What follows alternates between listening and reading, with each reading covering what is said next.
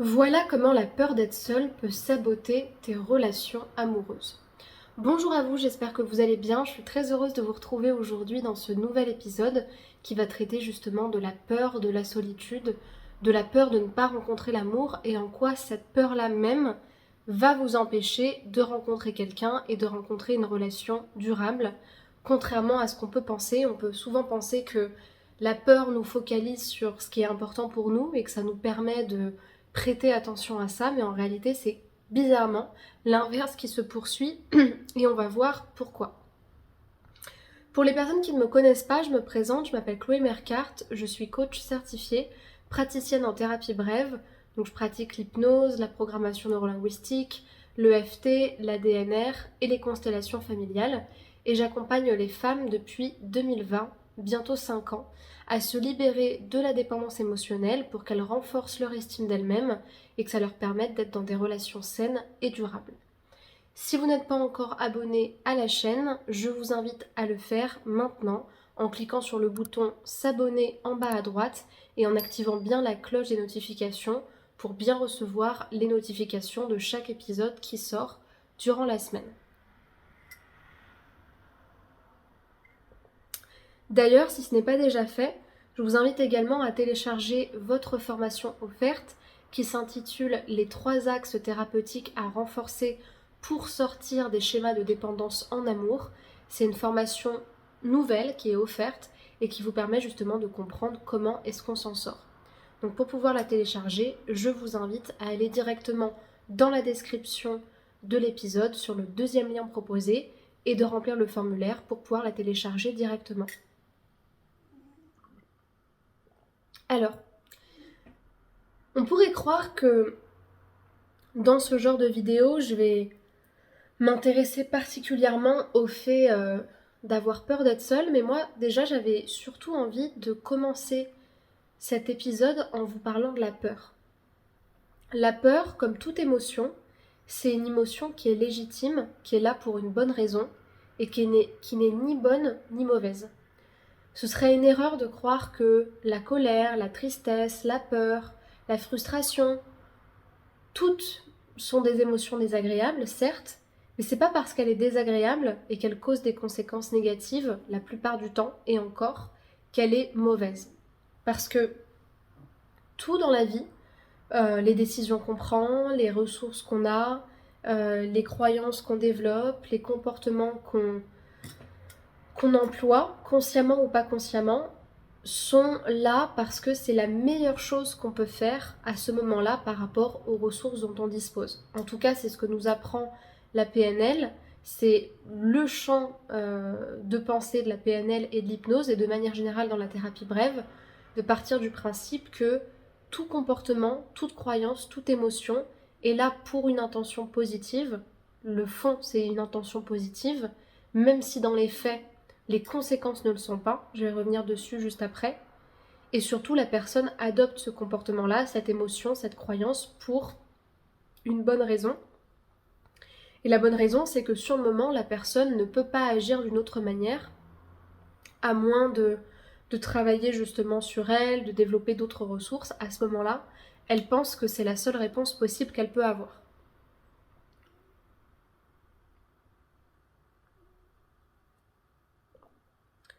Donc quand on parle d'intention positive, on parle en réalité de, je dirais,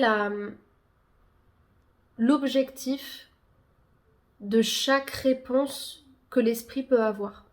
Si par exemple, j'ai grandi dans une famille et j'ai eu toute une expérience amoureuse dont j'ai interprété que j'allais finir seule toute ma vie. Et que mon plus grand rêve, c'est de construire une famille et de me marier. Mais pourtant, je suis persuadée au fond de moi que c'est la seule chose que je peux connaître. Je peux à ce moment-là développer cette peur-là, parce que cette peur-là, elle va me donner la sensation de rester focalisée à mon rêve. De rester à la fois focalisée à ce que je veux à tout prix, en me rendant obsédée par cette obsession-là, cette envie-là, et en même temps, la peur, elle va contenir en elle cette double pensée. à la fois le fait de penser que c'est pas possible et de l'autre côté, le refus d'abandonner cette envie-là et cette obsession qui fait qu'on se dit que c'est la seule chose qui pourrait nous rendre heureuse. Donc la peur, elle maintient cette tension-là. Et vous allez me dire, quelle est l'intention positive derrière la peur ? C'est justement de rester focalisé à ce qui compte pour nous. Une personne qui est persuadée qu'elle va rester seule toute sa vie et qui en a peur, quelque part c'est quelqu'un qui reste encore accroché à l'espoir de ne pas l'être. Parce qu'une personne qui pense qu'elle ne peut être que seule, dans ce cas-là, elle sera dans le désespoir ou dans la résignation. Donc il y a toujours une intention positive derrière chaque émotion. Et là, en l'occurrence, les personnes qui se trouvent dans cette situation-là, ça peut être parfois la meilleure émotion. Quand je dis la meilleure, ça ne veut pas dire que c'est la plus positive, mais ça veut dire que c'est la meilleure réponse qu'elles peuvent elles-mêmes à leur niveau avoir pour justement garder cette envie-là tout en croyant que c'est pas possible. En fait, la peur, c'est un peu le résultat de l'envie que quelque chose nous arrive et en même temps la résistance, le dilemme qu'on ressent parce qu'on a certaines croyances ou qu'on est face à certaines réalités.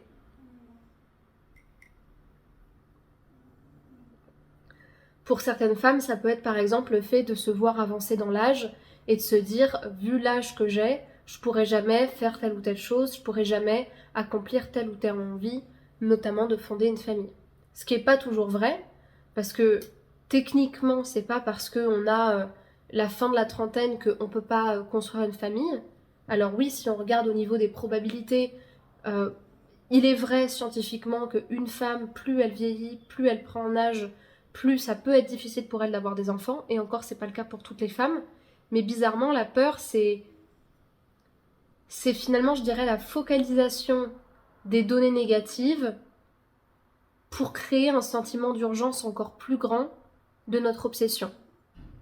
Donc en fait c'est comme la comparaison, ça nous crée une sorte d'urgence qui n'est pas utile, qui ne nous sert pas pour avancer, qui fait même tout l'inverse, mais pourtant on a l'impression, et ça c'est que le processus du cerveau, que si on lâche cette peur, on lâche le rêve.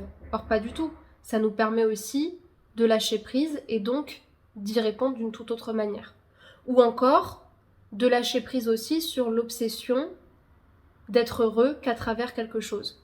Et encore une fois, c'est facile de dire ça, je suis sur un canapé, j'ai quelqu'un dans ma vie, je suis pas dans la situation, je dis pas que c'est facile de lâcher prise. Mais finalement, c'est vrai que le fait de l'aborder avec plus de recul permet aussi de se dire que ce serait parfois l'option la plus intelligente, de pouvoir s'autoriser à lâcher prise sur l'obsession, je dis bien l'obsession, c'est-à-dire le niveau d'envie démesuré, exagéré, d'être heureux, d'être accompli par quelque chose que parfois on ne maîtrise pas. Admettons par exemple qu'une femme de 43 ans se rende compte qu'à cet âge-là, elle n'a toujours pas rencontré quelqu'un et que, physiquement pour elle, ça va être plus compliqué de pouvoir créer une famille qu'une femme qui a 10 ans de moins.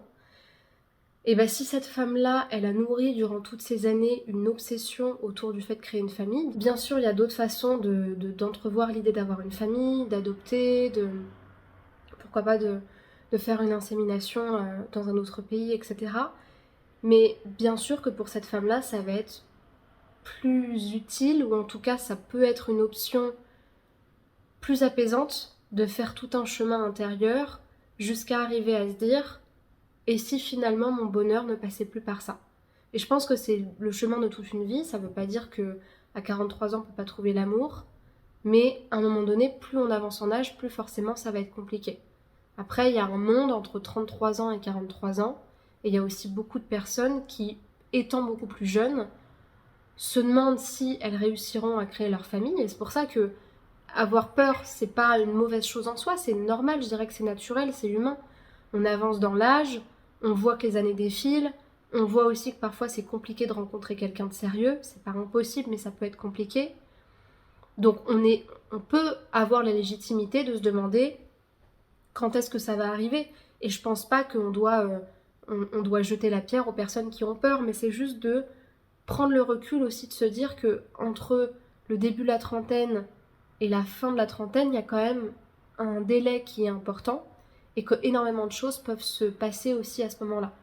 Et donc, justement, c'est à ce moment-là que la peur peut poser problème, c'est que finalement, en pensant nous rapprocher de notre objectif, elle nous rend juste obsédés par l'atteinte de cet objectif qui ne dépend pas toujours de nous, et cela nous donne une mauvaise vibration qui fait fuir les opportunités, les gens ou les situations qu'on veut attirer. Alors, je ne vais pas vous faire une théorie de la vibration parce que c'est pas mon sujet et que, à mon avis, c'est pas l'explication la plus scientifique qui soit, mais vous pouvez aisément imaginer que une personne qui passe son temps à être dans la peur de ne pas trouver quelque chose, de ne pas réussir quelque chose, ben finalement, toutes les opportunités qu'elle rencontre, elle ne les voit même pas, ou elle va les disqualifier, ou elle va les neutraliser, ou même filtrer les données qui correspondent à sa peur, et être dans une perception du monde qui va correspondre à l'émotion qu'elle a, et donc ne pas lui permettre finalement d'atteindre son objectif.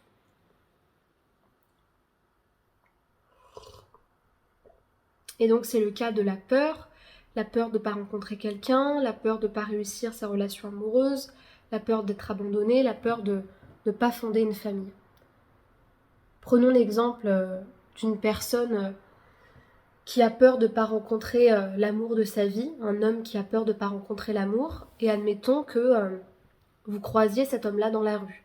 Et quand il vous voit, inconsciemment, il se dit « Cette femme est belle, j'aimerais rencontrer l'amour de ma vie, mais j'ai peur.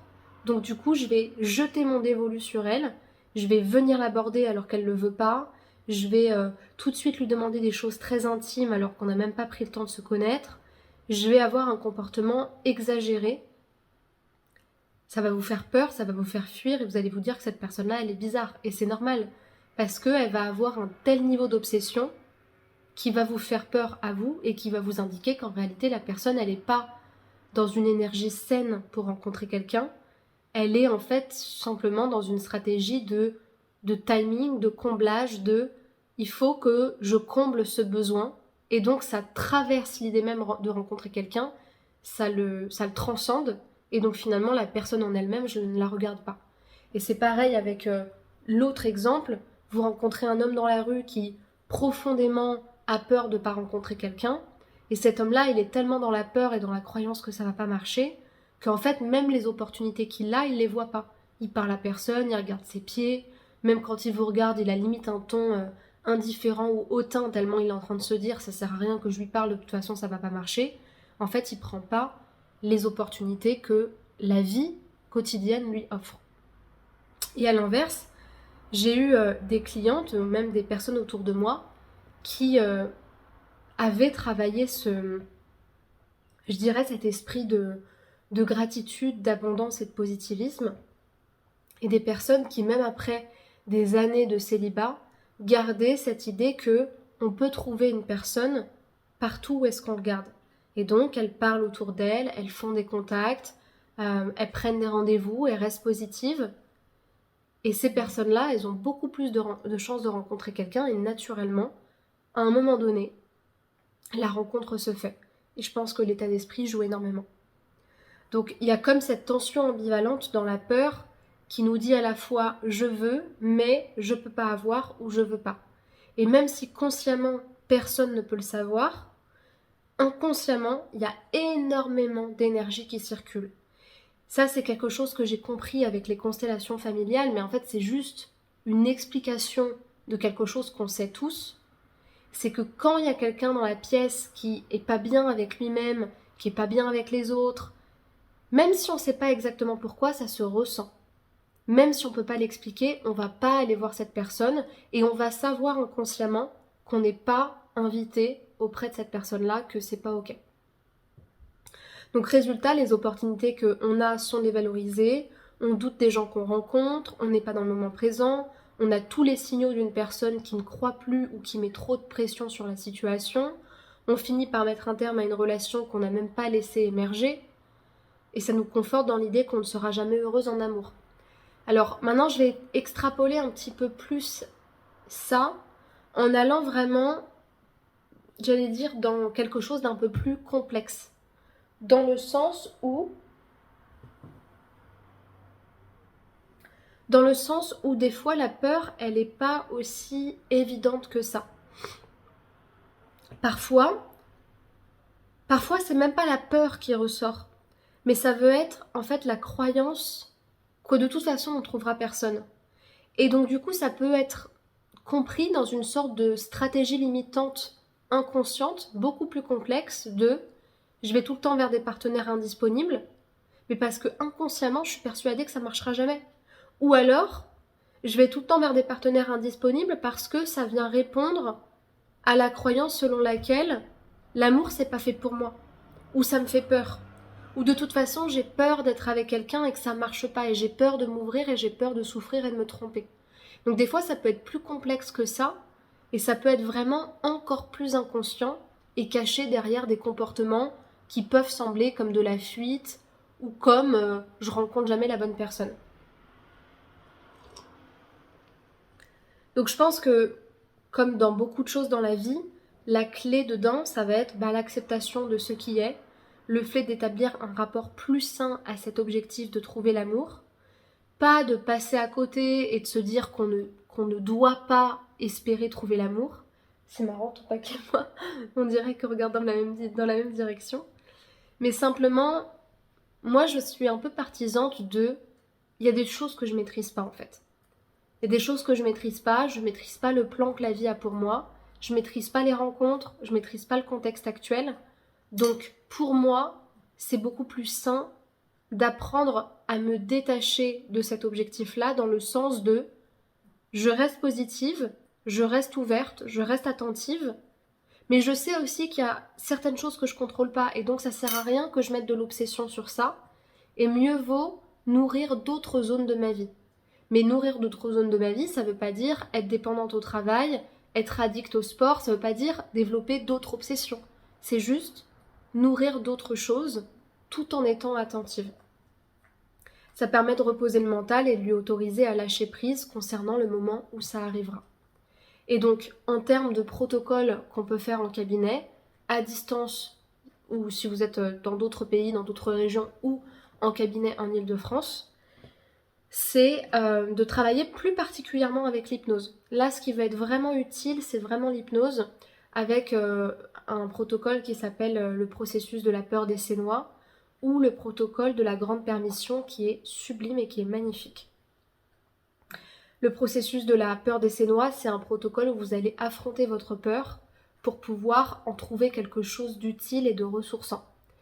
Et le processus de la grande permission, c'est un protocole qui est magnifique, où vous allez vous donner une permission, un cadeau, et vous allez le vivre complètement à différentes temporalités, dans le passé, dans le présent, dans le futur, en célébrant cette permission pour découvrir tout ce que ça vous permet d'explorer derrière et que vous ne vous imaginiez même pas, dont la situation problématique. C'est un super protocole.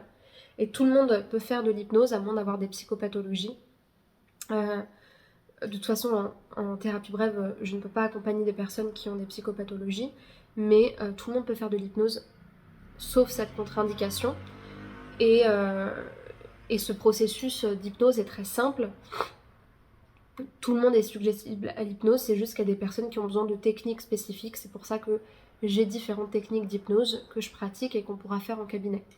Donc si c'est quelque chose qui vous intéresse, si c'est justement un sujet que vous aimeriez traiter en séance avec moi, ce que je vous invite à faire, c'est vraiment de pouvoir réserver votre appel de coaching offert. Donc c'est un appel de 30 minutes complètement gratuit qui n'engage à rien, mais qui se destine à des personnes qui veulent être accompagnées. Et donc ça nous permet de poser la problématique, de définir quel est l'objectif. Moi, ça me permet de vous expliquer quel est mon cadre de travail. Et puis, ça me permet aussi de vous proposer, si je peux vous accompagner, une première session à expérimenter avant de faire un accompagnement plus long. Donc pour réserver cet appel, il vous suffit de cliquer sur le premier lien en description de cet épisode, de choisir le créneau qui vous convient, de remplir le formulaire et ensuite je pourrai vous appeler. Et pour terminer cet épisode, je vous invite à regarder dans la description aussi, vous avez des outils à découvrir, des petites formations ciblées et très accessibles pour commencer à travailler sur vous. Et je vous invite aussi à liker la vidéo, évaluer le podcast, laisser des commentaires si vous avez des questions ou des choses à partager. et me rejoindre sur les réseaux sociaux, notamment Spotify, YouTube, TikTok, Instagram, etc. pour rester attentif et attentive aux actualités de S'aimer plus. Je vous remercie pour votre attention, je vous dis à très bientôt et prenez soin de vous. Au revoir.